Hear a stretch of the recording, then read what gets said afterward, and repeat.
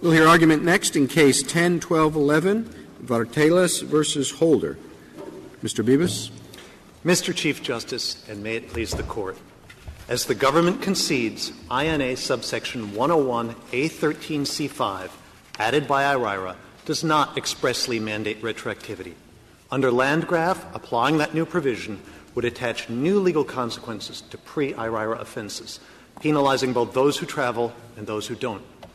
Covered lawful permanent residents could not visit their parents abroad without being forced to abandon their children here.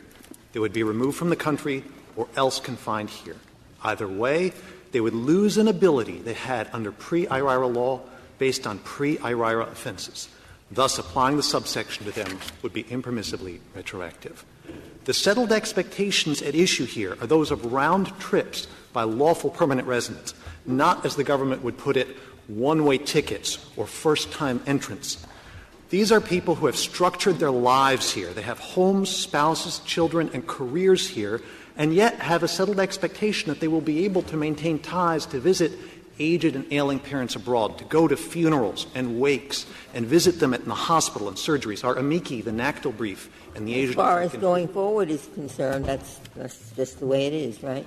Yes, because Congress has expressly changed the law post-IRIRA. The question is, for those before IRIRA, whether those settled expectations are being disrupted. Could the person who is here and then the new law is passed, could that person have petitioned for discretionary relief before traveling? Yes, Your Honor, that is a possibility. That is not the same as the automatic ability to travel, and in fact, in this case, the discretionary relief was denied. It depends on a different set of factors from the automatic pre-IRIRA ability to travel. But it is a theoretical possibility in some cases. So your expectations argument is that somebody trying to figure out whether to go ahead and rob the bank is going to say, well, if I do and I'm caught and I'm found guilty, I won't be able to take temporary trips abroad, so I'm not going to rob the bank. No, Your Honor. First of all, you phrased it specifically as a reliance argument, which is an alternative. Even the government concedes it's not a prerequisite. Second, the right time to look at expectations is the moment before the law is enacted. Does one have an expectation at that point that one will be able to continue? Well, you're concerned under Landgraf, I think, with whether or not it disrupts settled expectations. And it just doesn't seem to me that this issue enters into the expectations at all when the pertinent act, which is the commission of the crime, not the pleading guilty, takes place. No, Your Honor. I believe the practical impact is a new travel disability or penalty. Just as in Landgraf, the discrimination there had been illegal for decades, yet adding a new form of damages to it was impermissibly retroactive. In Hughes Aircraft, filing false claims with the government had been illegal for years, yet broadening the class of people who could file suit and removing a defense. No reliance possible at all, but there was a settled expectation that there would be no additional consequences attached. What's the difference between someone who commits the crime just before the act is passed and someone who commits the crime just after the act is passed? The person who commits the crime just after the act is passed had the expectation prior to the passage of the act that if he did certain things, he wouldn't have this consequence from his conduct. Congress, of course, has the power to change things, but the expectation until an act is passed is that the consequences are fixed in time. And if Congress decides that the potential unfairness is outweighed by the benefits of making the act. The person who commits the crime just after the act is passed had the expectation prior to that time that if he did certain things in the future, he wouldn't suffer certain consequences.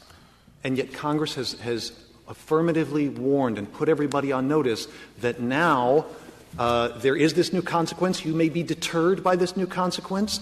We may be punishing you by this new consequence, but the consequence has been announced. Mr. Bibas, this is almost a question of personal privilege.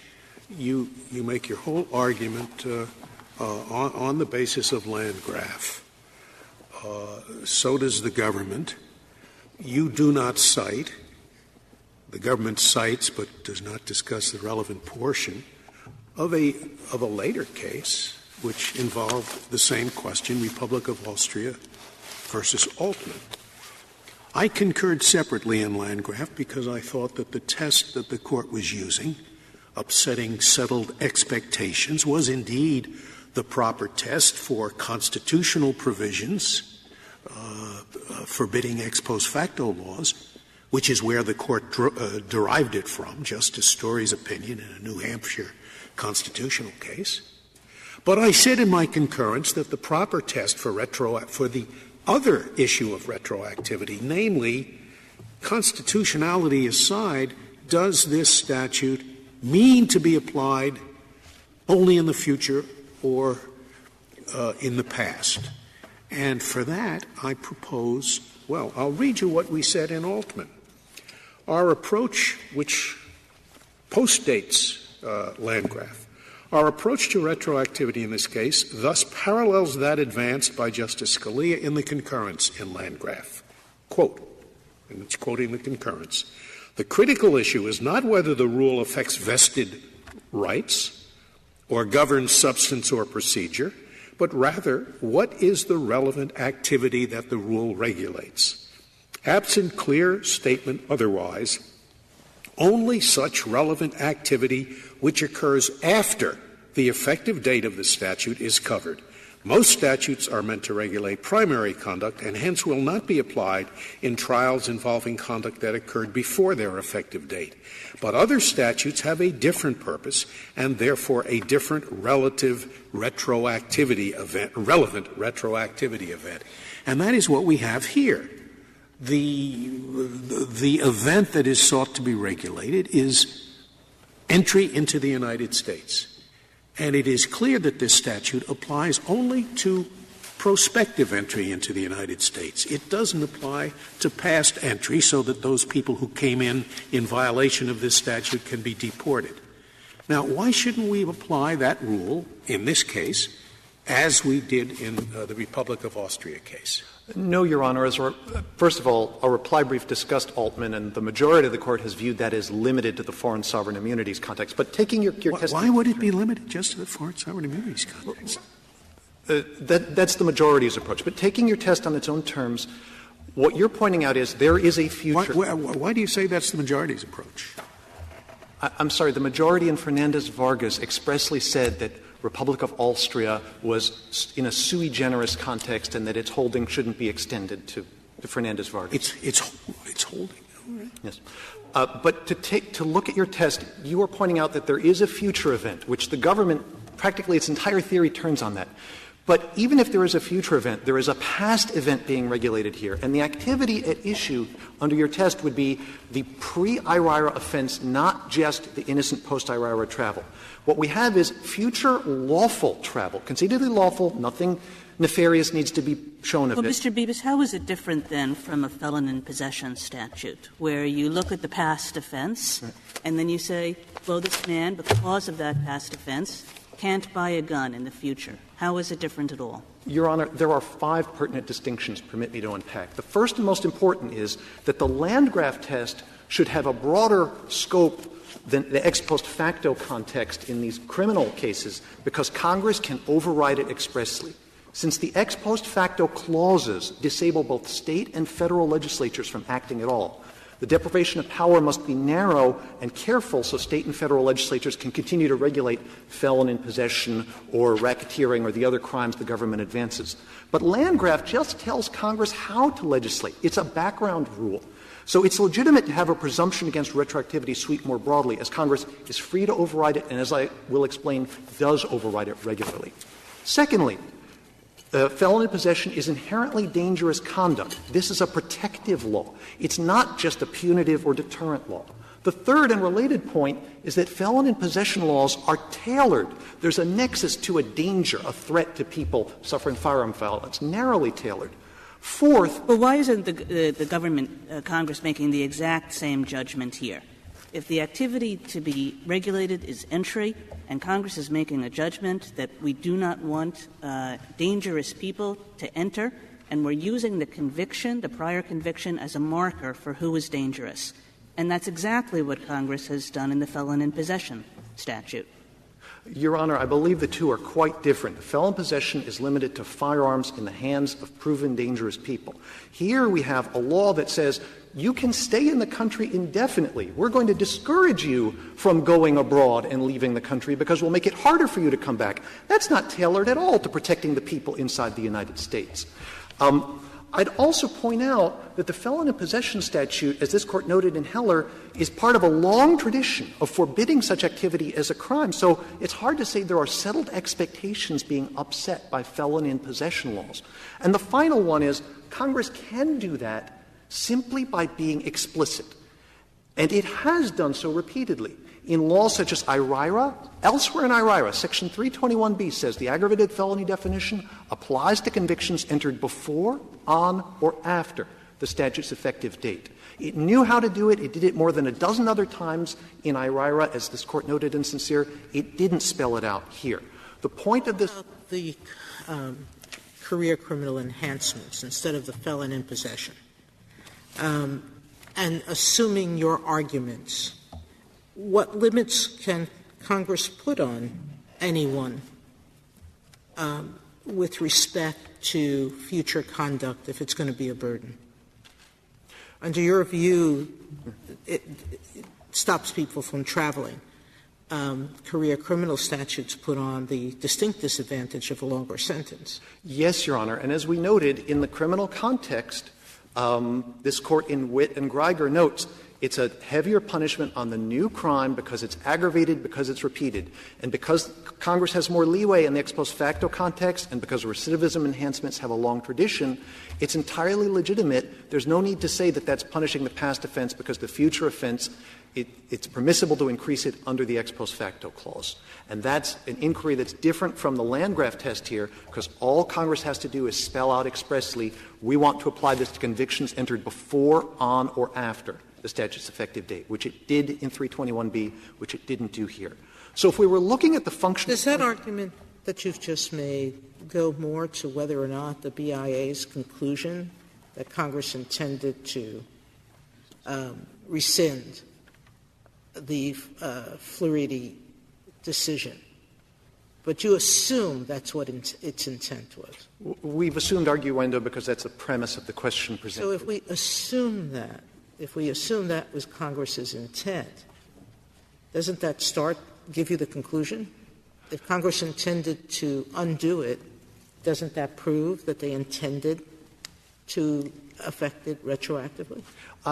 No, Your Honor, it doesn't. All the case law, the legislative history, the other discussion was about certain other aspects of entry doctrine that needed to be changed. The discussion was expressed about saying we're changing the definition from entry to admission because we don't want people who've snuck into the country outside of a — those go to the basic premise. If you assume Congress intended to rescind the prior doctrine, isn't that proof itself that it intended to apply the statute retroactively? No, Your Honor. To this conduct? No, Your Honor. Congress can intend to rescind to abrogate a statute such that it will have no effect going forward. But as this Court noted in Landgraf, the background default rule that the public and Congress expects is that new laws will apply prospectively. That has the virtues not only of giving a clear background rule against which Congress legislates, against which it did legislate in IRIRA, but it also forces Congress to advert to the potential unfairness of retroactivity and decide that the benefits outweigh it. That's what this Court said in Landgraf. It makes perfect sense, and that clear statement rule serves the function of having them smoke out into the open. If you think it's beneficial to make this affect convictions in the past, just say so, but it didn't. So, to go back to our primary point with the practical impact or effect being a new travel disability, the government's argument seems to boil down to that because there is one event that must happen after the statute's effective date, therefore there can be no retroactive effect. Well, that event is the event that the government cares about, which is the entry into the country. It's not as though the government says just picks an event at random and makes it the trigger mechanism. The government has picked the event that it wants to regulate, which is entry. Yes, Your Honor, but this is an effect test. And under Martin v. Haydix and Landgraf, We have to take a common-sense functional view of what the effects are, the new legal consequences. I would have thought your answer to my colleague would be no. What they want to regulate is the staying in the country. And they're trying to make that as uncomfortable as possible in order to encourage the individual to leave. If he can't go to the, parents' party, the cousin's wedding or whatever, he's just going to leave, and then once he does, he can't come back. Why would the government care? It's a question for them, I'm sure. Why would they care whether somebody that they don't want to be here stays here? It seems to me the exact opposite. So I would have thought your answer would be no, what they're trying to regulate is not the coming and going, but simply the staying. Yes, Your Honor. You're right that particularly given the strange way in which it's written, it's hard to understand it as something other than a penalty and possibly a deterrent, but certainly a penalty based on past crimes to make life uncomfortable. And that does not speak of a protective, forward-looking, exclusive function, if that's the test. But to go back to the earlier point, if we were to follow the approach Justice Scalia outlined, that would be the right response. But we don't even need to get there because the primary test under Landgraf is not the point or function or purpose, but an effects test. The effect, as the government concedes, is to force him to choose between his parents in Greece and his wife, children, career, and home here. But there are a lot of statutes which we interpret to be valid and not retroactive, which have a substantial effect. You can pass a statute altering the rules of evidence, which have the effect of making someone who committed a prior murder convictable, whereas before he was not convictable. And we don't just look to the effect and say, well, it has that substantial effect, so it's operating retroactively. We say, no, it's a rule of evidence. It applies in the future, and that evidence can come in. And that's my problem with this other approach. There are often adverse effects upon activities that occurred before the statute was enacted, but we still regard the statute as prospective only and therefore not subject to special rules for people who are affected. Well, setting aside the difference between the ex post facto context and the civil context, there is the procedural distinction, which I know Your Honor didn't sign on to. It's also relevant that here it is directly, expressly tied to a past conduct. It's precondition. It's not even a piece of evidence or something one can draw an inference from. It is a precondition for ineligibility under 101A13C5. And therefore, it looks like the disability that Justice Story said. A disability has to involve future conduct, but if it's expressly disabling future conduct, that's a penalty on past conduct. The disability in St. Cyr of not being able to apply for future discretionary relief. The disability in some other cases of this Court that we found after briefing and alerted opposing counsel to, Cummings versus Missouri and Ex parte Garland in Volume 71 of the U.S. Reports. Even though the law there forbade teaching in the future or holding office or preaching or being a member of the bar, the government's theory would say those are post-enactment things, just refrain from teaching. You don't have a vested right to teach. This Court said no. We recognize those are expressly targeted to punish the past membership in the Confederacy that triggers that disability. And so the government's approach would render the Justice Story's disability category a nullity.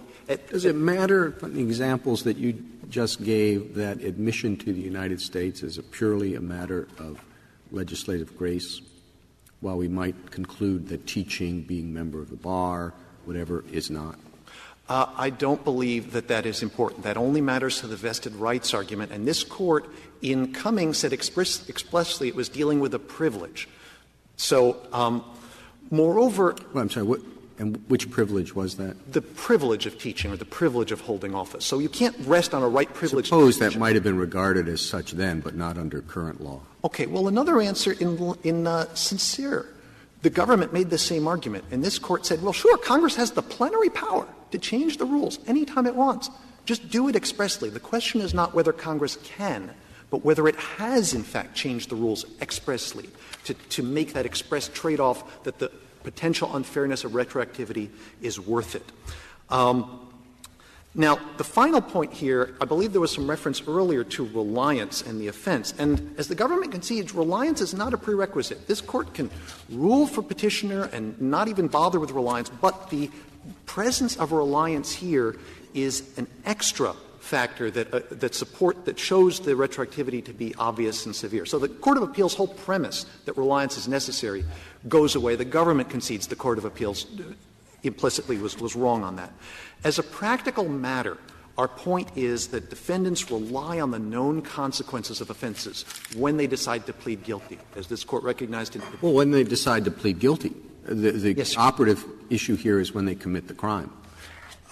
We don't claim that there's a reliance interest in committing the crime, but in the decision to plead guilty as a practical matter, the defendants weigh a number of consequences, and one of those is whether they might have a 4-month discount off their sentencing guidelines, which was the inducement here, and another one is, will they ever to be able to see their parents again? Your position is that only those who have entered a guilty plea are entitled to the presumption against non-retroactivity, but not those who've been found guilty? Your Honor, our primary position is that because reliance isn't necessary, all of them benefit from it because they all have settled expectations. How do you explain St. Cyr if reliance isn't necessary? St. Cyr is all about reliance. Yes, and at the end of this Court's opinion, the Court said that the presence of this reliance made the retroactive effect especially obvious and sincere, especially obvious and severe in St. Cyr. That did not purport to overrule holdings in Landgraf and Hughes Aircraft where there had been no legally cognizable reliance. So St. Cyr is an easy case because of the guilty plea, because of the reliance. But Landgraf and Hughes Aircraft didn't involve any reliance, and there was still retroactivity because the settled expectations were disrupted, because there were new consequences attached to pre-enactment conduct. So regardless of whether there is reliance, there are settled expectations that are upset by a law whose function or point is to punish and deter misconduct based on past wrongs. My client We're trying to figure out what Congress intended, right? We're not talking about constitutionality. We're talking about a rule that it's presumed that statutes are only prospective, all right? And your argument is the reasonable expectation of Congress when they passed this was that it would only apply to people who, committed the crime or were convicted after the statute passed, yes, just as a matter of statutory interpretation. Yes, Your Honor. That is the background default rule against which Congress legislates. And in laws such as IRIRA and SORNA and elsewhere, Congress spells out when it wants to apply to pre-enactment offenses, to pre-enactment conduct.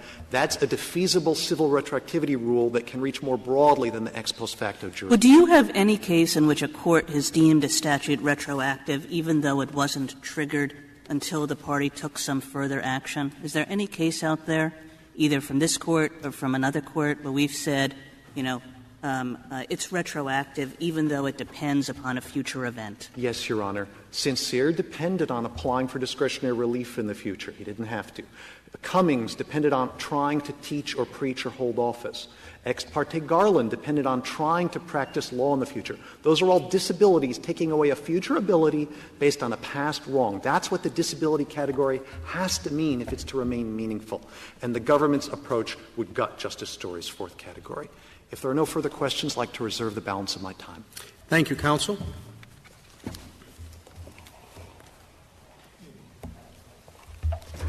Mr. Miller.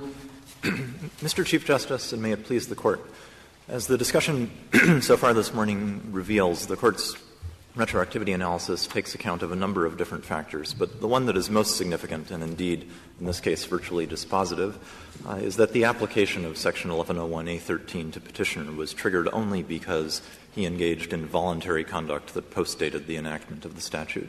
What do you take the trigger to be? Because in your brief you kept on talking about the trigger being the trip. And I would have thought that you would have talked more about the activity being the attempt to enter the country.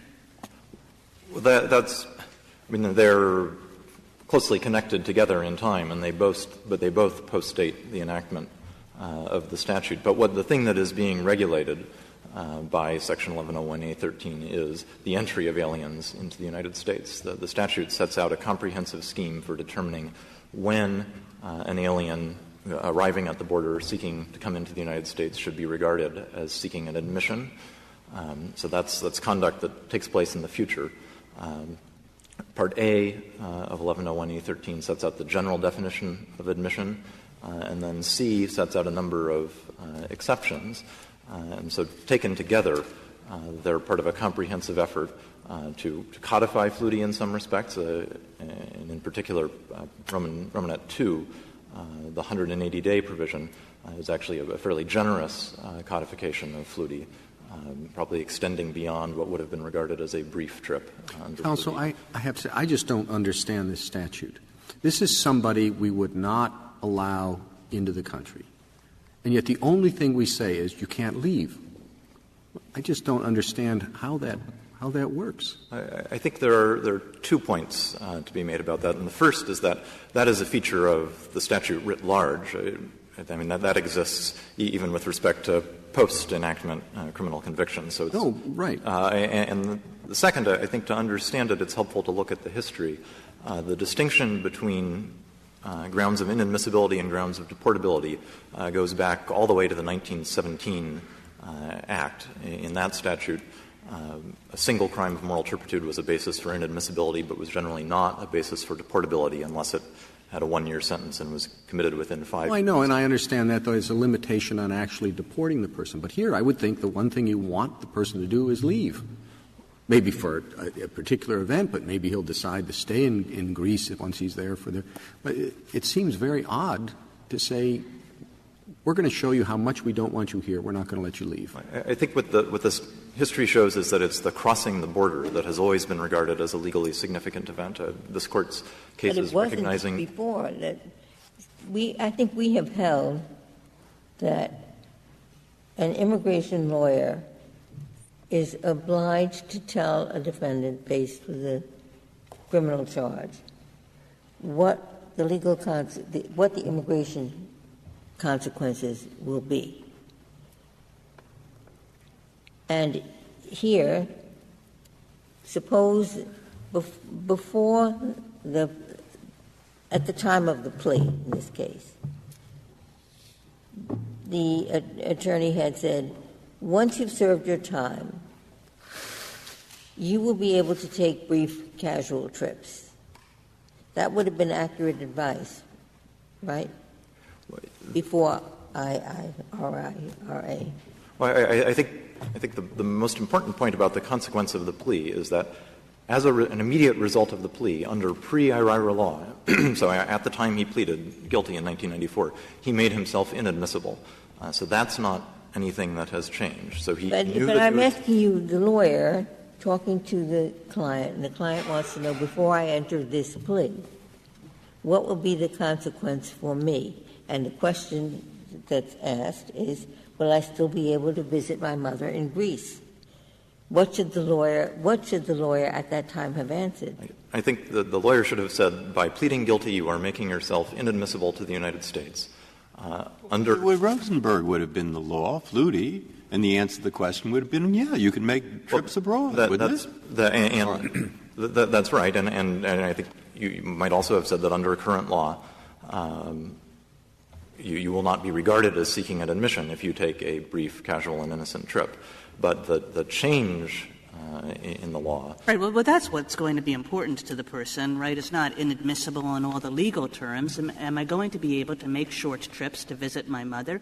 Yes, you are going to be able to make short trips to visit your mother. And then you wake up the next morning and Congress has passed a statute, and now you're not able to take short trips to visit your mother. So something very real has happened to the life of this person. Well, that's right. I mean, and there's no question but that there is a serious consequence as a result of the change in the law. But the Court has made clear in Landgraf and in a number of other cases that even uncontroversially prospective statutes can impose a burden. That's true, but in St. Cyr, as I read it, on pages 322 and 23, the Court focused directly not on the crime point of time, but the time of the guilty plea. And what the Court says there is that a person who is thinking of pleading guilty might well have taken into account the fact that he could ask the Attorney General later when he's about to be deported, to exercise discretion in his favor. So that's as I read those pages. You can say why I'm not reading them correctly, but that's how I read them. And then, having read it that way, I thought the question in this case is whether the person who's sitting at the table and deciding whether to plead guilty or not is likely to think, well, if I plead guilty, I can always ask for discretion. That's St. Cyr. Well, if I plead guilty, I can still visit my aging parents and grandparents, a matter that could be of importance to some people, as opposed to whether I will never see them again. Now, that seems to be the question. Is the second as likely to be in the person's mind as the first? And to tell you the truth, I don't know the answer. I mean, maybe it would be. There isn't that much chance of getting discretion. It might be important to some people to visit their aging parents and grandparents. So, go ahead, answer the question. Is the one more important than the other? And if not, why not? Well, I think you've correctly described the reasoning of the Court in St. Cyr, and I think that reasoning highlights two ways in which this case is significantly different. And the first is that in St. Cyr it was the guilty plea, the conviction, that was legally significant under the provision of IRIRA at issue there. And the Court emphasized that a guilty plea is a quid pro quo. It has to be knowing and voluntary. The Court cited Santabello against New York, a due process case about guilty pleas. And so one difference in this case is that the legally significant event here. No, but I'm really asking you, isn't my question the key question? Now, you can answer that no. But I mean, I suppose you could prove that the only thing that mattered to LPRs who plead guilty, the only thing that mattered was visiting their parents and grandparents, a matter I doubt. But you can say even on that situation it would make no difference. Or you could say, I think the one's as important as the other. Or you could say they're not. I just want to get your full answer, your whole answer to my question. I mean, the conclusion to the first part of the answer is that it wouldn't make a difference because what matters here is not the guilty plea. What triggers the application of 1101 A13C is the underlying criminal conduct. You're quite right, Mr. Miller, as a formal matter that that's true, that that's the words of the statute. But how many times has the Department of Homeland Security tried to declare a person inadmissible on the basis of the commission of a crime without putting into evidence either a conviction or a guilty plea? I don't have any. I can't imagine that it's like more than on one, 5 fingers of your hand. I mean, that's the way people prove crimes in this area, isn't it? By convictions or guilty pleas. Well, I would say that this is a statute after trial or convictions by guilty pleas. The statute is being applied in the first instance, by customs officers at the airport or at the land border crossing. They have access to a number of databases, which include not only records of convictions, but also things like arrest warrants. And an arrest warrant by itself would not be enough to show that a person had in fact committed an offense. But it might well trigger some further inquiry from the customs officer that would lead to them finding out more information or perhaps getting an admission if, as a fact of the matter, the way the commission of crime is proved in this area is through showing a conviction, does your distinction stand up at all? I think there is still, a significant formal distinction, and then there's also another important distinction from St. Cyr, which is that was a case where, as a result of the guilty plea plus the change in law, the person there faced immediate deportability with no prospect of discretionary relief. And the Court said that there is a clear difference for purposes of the retroactivity analysis between a possibility of deportability and a certainty of deportation. Here, not only is he not deportable, but there's no immediate consequence for him at all. The statute only has any effect on him when he engages in the post-enactment travel. And what about the characterization which seemed to me to make common sense? Yes, the trigger is that he has gone abroad and is returning. But the target, they say, was the crime. That's why the law really doesn't care about the travel. back and forth. What he cares about is that this person was convicted of a crime. I don't think that's correct, Your Honor, and I think that highlights one of the distinctions between this case and Cummings against Missouri and Ex parte Garland. In those cases, you had statutes that were nominally prospective in application, but the Court actually said that we think that what's really happening here is the statutes are imposing punishment for the completed acts. And to the extent there was any doubt in those cases themselves, this Court discussed them both in Harasides against Shaughnessy and said that it viewed them as cases about punishment. This is not a statute. Isn't that the case here? Meaning it goes back to the Chief Justice's question, which is what they're trying to do is punish those individuals, those LPRs, who have committed this kind of crime by not letting them travel or come back in. That's really what their argument is, you are imposing a punishment, a disability for having committed the crime. You're not imposing a disability merely for the act of traveling. Well, I think when you look at the statute as a whole, you see that it's a comprehensive regulation of crossing the border, which has always been regarded as a legally significant event. There are 6 subparts to 1101A13C. 5 of them have nothing to do with past conduct. They're about the nature of the trip and what the alien is doing as he's coming in.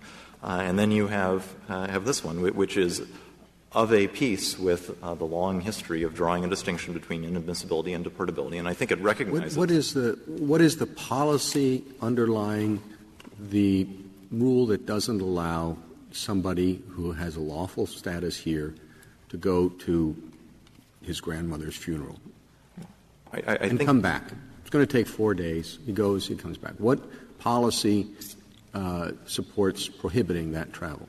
I think it reflects a judgment, on the part of Congress over many, many years that it is one thing to say to an alien, all right, we're not going to go and try and find you and take you and kick you out of the country. It is quite another to say, you may freely cross our borders even after having left. You may come back and we're without any inquiry. Okay, there are 2 different things, but I don't know that you've articulated what the policy is to prohibit somebody from doing that. Other than referring you to the history and to the idea that's been reflected, this Court has recognized that control over the border is a core sovereign prerogative that lies at the heart of Congress's immigration power. And I think I suppose you could say that there's a likelihood of quite inequitable enforcement if indeed you adopt a position we're going to pick up all of these people and send them away. That's not going to happen. It'll be hit and miss. And on the other hand, you can enforce it rigorously and equitably upon everyone if you only forbid reentry to those people who want to come back in and who have to, give their names to immigration, and you can check on this status. That seems to me a sensible reason. That's right. And but why do you look? As I read the statute, it isn't even clear whether it overrules Rosenberg versus Flutie. They talk about admission, but admission, after all, could have an exception for the 4-day trip. That's what the Court said effectively in Rosenberg versus Flutie. So Congress certainly wasn't clear on what policy they're following. I would have thought that. You can disagree with that, because the part that's still gnawing at me, 95% of the people plead guilty. Everybody pleads guilty. All about. And now the consequence that this ex post enacts is he can't take the 4-day trip. And you keep saying, well, a 4-day trip requires action on a person's part. Right. Of course it does. So why does that matter? The fact is he can't take the 4-day trip. A 4-day trip requires action. You have to buy a ticket. You have to get on a plane. So? Well, I think if I could just first address the question of whether the statute in fact abrogates Flutie, and just to be clear on that, the question presented assumes that it does. Petitioner isn't challenging that, and the Board in the Collado-Munoz decision has explained why the statute in fact does have that effect. And I think that the significance of this post-enactment conduct, the significance of the trip, is illustrated by this Court's decision in Fernandez-Vargas, which made clear that when you have when the application of the statute is within the control of the person to whom it's being applied, because he has to do something after it comes into effect. There it was choosing to remain in the United States and becoming subject to the reinstatement of a prior order of removal. Here it's taking the travel. But that goes a long way towards establishing that it doesn't have a retroactive effect, that it's regulating future conduct. The Fernandez case, the illegal act was remaining. And so that was within your control. But you can't undo an illegal act that you've done to be able to travel. The act is now part of your background. And so there's nothing in your control to change that act once the statute has passed. And so you're carrying that around as a disability. In Fernandez-Vargas, the conduct that subjected the alien to the application of this procedural, this disadvantageous removal procedure was remaining in the United States. And it's true that conduct was unlawful. But for purposes of the retroactivity analysis, the Court didn't focus on whether it was lawful or unlawful. What matters is that it was conduct that was in the future, that was after the statute was enacted. And so here, although the trip is not unlawful in that sense, it is future conduct. And here, as in Fernandez-Vargas, there is ample warning, which was another point that the Court emphasized in that case, ample warning that the statute would be applied to people who engaged in that conduct. I do want to address your It can't be right that it's any future conduct. If there's a trigger mechanism that is entirely random, it's you can be deported if you've committed a crime of moral turpitude in the past, but not until you go to the movies on a Saturday. Surely that would not change the analysis. I think that's right, Your Honor, and I think the reason it wouldn't is reflected in some of this Court's in the ex post facto analysis. If you have a statute that, for example, makes it a crime to have engaged in certain conduct in the past and then some commonplace, utterly trivial activity in the future, I think a court looking at that would say this is not although it is nominally prospective, this is really a statute aimed at punishing the prior conduct. Well, I don't know. I think it would be prospective and unconstitutional because it's irrational. I mean, not everything that's unconstitutional is unconstitutional. Not everything that is unconstitutional is not prospective, it seems to. Or do you think that's so? If it is unconstitutional in violation of the ex post facto law, the statute has to be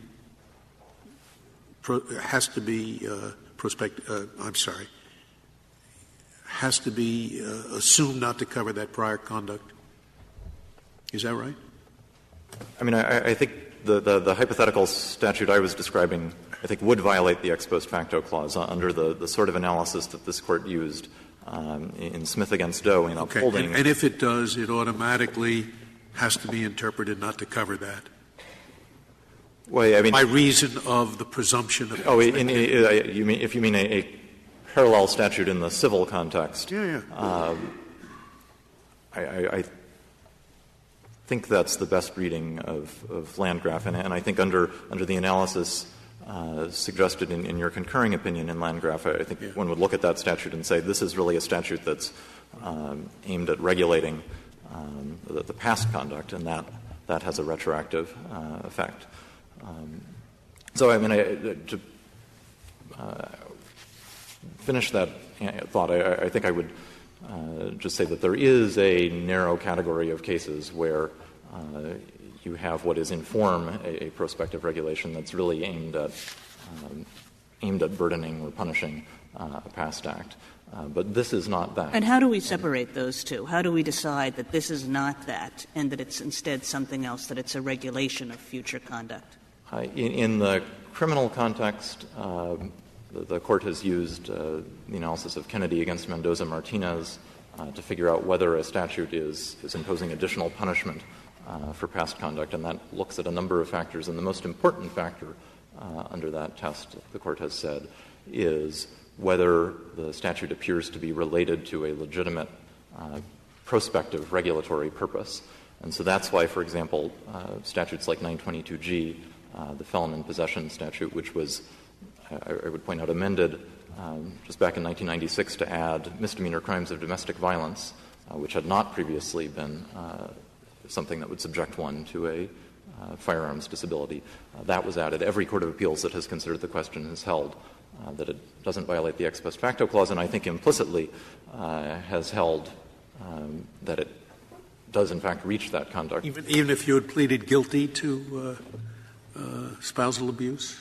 I'm not aware of any cases specifically addressing that question, but yes, because there you have a statute that is regulating future conduct. It only applies to somebody who engages in the future conduct. The sex offender registration laws are another example that this Court has upheld. That kind of law obviously imposes a very significant burden on people on the basis of prior conduct, but the fact that there is some burden by itself does not mean that the statute is retroactive, nor does it mean that it's appropriately viewed as imposing a disability. I mean, I think that the Court in Landgraf quoted Justice Story's formulation of a disability as referring to statutes that impose a disability in respect to transactions that are already passed.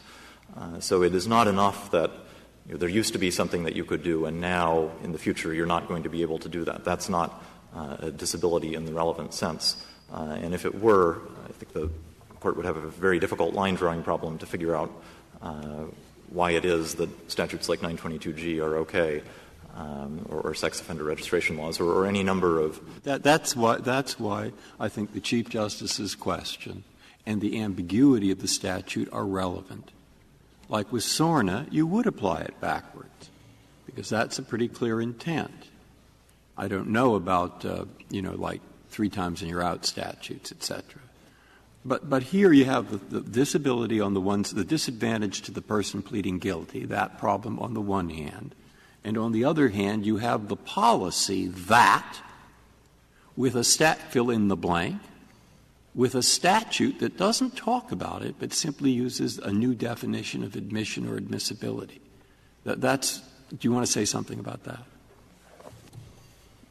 I think if you're asking whether Congress has specifically addressed the temporal scope of the statute, we acknowledge under St. Cyr that it hasn't, and so that's why we're at step 2. More than that, I'm ignoring more than that. I'm saying what's the policy on the other side, the policy that favors the retroactivity despite the fact that the person might not have pleaded guilty. And that's why I was interested in the Chief Justice's question, and also the ambiguity of the language in the statute that they used. I think that the policy is Congress was trying to redefine they're replacing the old term of entry and replace it with a new concept of admission. They're trying to redefine a comprehensive scheme for regulating the treatment of aliens arriving at the border. And I think you have to look at all of the parts of it together as a scheme that was to be applied going forward when people arrived at the border in the future after the enactment of the statute. If there are no further questions. Could you go over again for me your distinction of St. Cyr? I think it's twofold, Your Honor. The first is that in St. Cyr, the legally significant event was the conviction. It was the guilty plea. Here, the guilty plea is significant because it makes petitioner inadmissible, but that was true under current law. You don't argue that the significance of what the individual is giving up makes a difference? That's our second point, is that St. Cyr said there's a big difference between immediate deportability and the potential. Is there a difference in terms of what they face if they don't plead guilty? I've always had difficulty with St. Cyr and the notion that, say, someone is facing 10 years and they plead guilty to 2 years, that the reason they did that is to, avoid one of these immigration provisions. It seems to me that it is to avoid 8 years. And I just wonder if the relative significance of what is at issue under the immigration law is something that we can take into account, or if St. Cyr prohibits that. No, I think it is certainly appropriate to take into account that however significant the application of fluity might be to aliens, it's on a different order of significance. Well, Mr. Miller, the Solicitor General actually represented to us in the Judah Lang argument, used that as an example, the fluity case, as something that people doing pleas did think about and did rely upon. Well, I think we don't question that that's something that people might have been aware of and have been thinking about, but it's not something that was bargained for in the plea agreement, because it's not something that's affected by the plea agreement. The statute here is triggered by the post-enactment conduct of entering the country, but also by the pre-enactment conduct of committing the crime. And as Petitioner has acknowledged, there isn't any reliance in the state of immigration law when you choose to commit the crime. So I think that's a difference from the scenario that was addressed in Judah Lang. Thank you, Mr. Miller. Mr. Beavis, you have 6 minutes remaining. Thank you, Your Honor.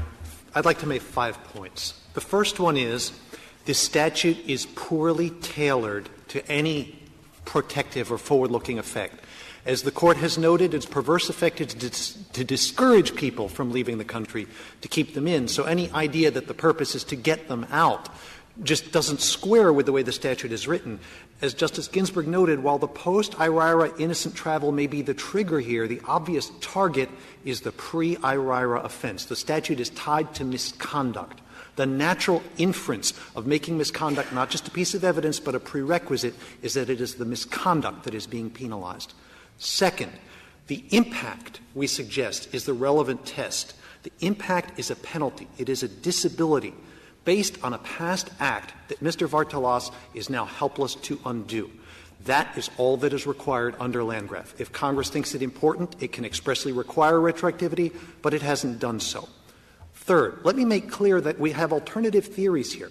Reliance is something that makes the case worse. It is something that exacerbates the problem, makes it obvious and severe. And our amici, the NACDL brief, points out very movingly how important these kinds of considerations are in immigrants' decisions to plead guilty. Here, for example, my client received a 4-month discount off his sentencing range. It's entirely plausible to believe that immigrants in his situation might value the ability to stay in the same country with their 4-year-old and 2-year-old child as much as 4 months in jail. But our broader theory is that the violation of settled expectations is sufficient. Whether or not there's reliance, the settled expectation that one has of planning one's life in this country and yet having relatives abroad one will tend to or care for their business, etc., that is sufficient. Just as in Landgraf and Hughes Aircraft, there were no legally cognizable reliance interests in discriminating or in submitting false claims, but changing the penalties is enough.